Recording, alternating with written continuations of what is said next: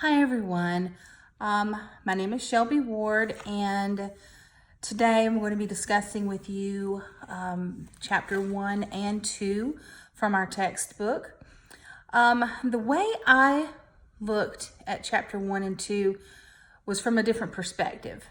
I already have a higher education administration position, so when I was reading these first two chapters, they were very good in exactly describing how it feels when you first step into an administrative position, whether you're coming straight from college, an undergraduate or master's degree, or if you are coming maybe from the adjunct side of faculty into administration. It's a completely different environment. I'm going to look down a little bit because I did make some notes that I wanted to actually point out. In this post, we were supposed to include how this connects to academic theories, content, connect it with the practicum experience, reflection about post-graduation, and then, of course, an update on the 100-hour work experience. Basically, with chapter 1, it is true that when you first start in a higher ed administration position, you do have to establish your own identity, and a lot of it is trying to fit into the department or the program that you're involved in, and you are going to have some senior people that, in my experience, everybody kind of knows what they're doing and they're going about doing their job, and sometimes they just expect you to fill in that position as well and just understand exactly what's going on from day one. But you have to get yourself acclimated. You have to create your own identity. And that's some of the challenges that you're going to face stepping into an administrative position. In the beginning, you are busy learning your position, adjusting to your environment. And then in chapter 2, it talks about how you need to understand, or the key is to connect with the people in your support system.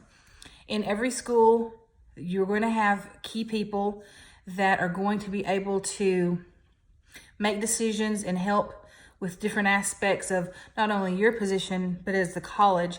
My school in particular, they go about it with the team approach. They have committees, subcommittees, for example, enrollment committees, retention, executive committees, and each one of these groups play a key part. And with me, it was adjusting to who I could go to for different situations. There's some people in the college that are good when you're working with a political situation. There's some people good when you're having an enrollment situation or retention. So a lot of it to me, and what I took from the chapters, is you do need to find that person you need to go to. You also have to figure out how your school operates, because again, there's some schools that do not do the team approach. Everybody makes their own rules and decisions, and then it just goes through one person. That's good and bad. My department in particular, I do make a lot of the decisions, but I have an advisory board that I go to that I've created. So a lot of times it's good to have that type of support, someone to bounce ideas off of. I did want to read one thing straight from chapter 2 that I thought was interesting. It was in the conclusion. This is during the first few months on the job, new professionals are busy learning the specific task required of their position, adjusting to the new environment, and going through numerous balancing exercises. At the same time, they need to quickly become culturally competent educators, managers, and leaders who regularly engage in ongoing discovery and rediscovery of their organizational content, its evolving situations, and their own actions. I think those two sentences speak volume when it comes to looking at these two chapters.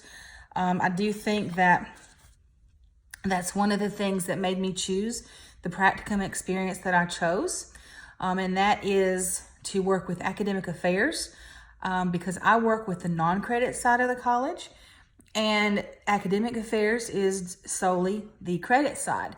And so I wanted to work with that group.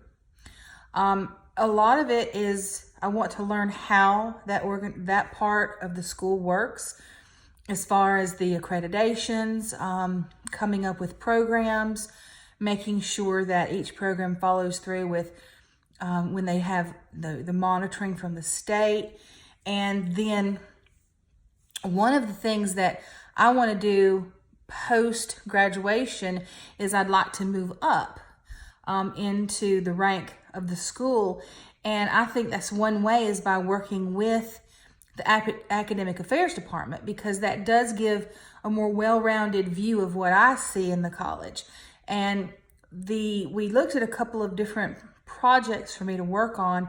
One was marketing strategies for the whole school with each of the faculty members.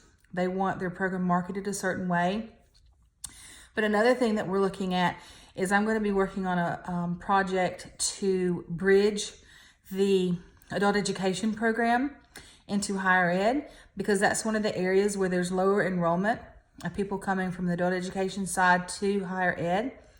And so I'm going to be working on this business or a plan that's going to be called Bridge to College.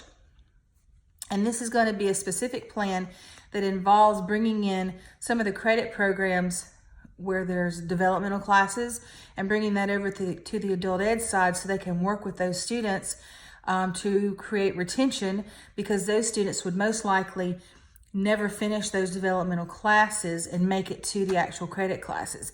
So I'm working on a plan there, and that would connect two departments together. So the academic affairs is really excited about this work experience that I'm doing with them, because it does give us a chance to work on ways to bridge different departments with academic affairs, especially in the continuing ed side. So that is my discussion for this week, and I look forward to hearing any questions or responses, and look forward to the rest of this semester. I hope everyone has a great week.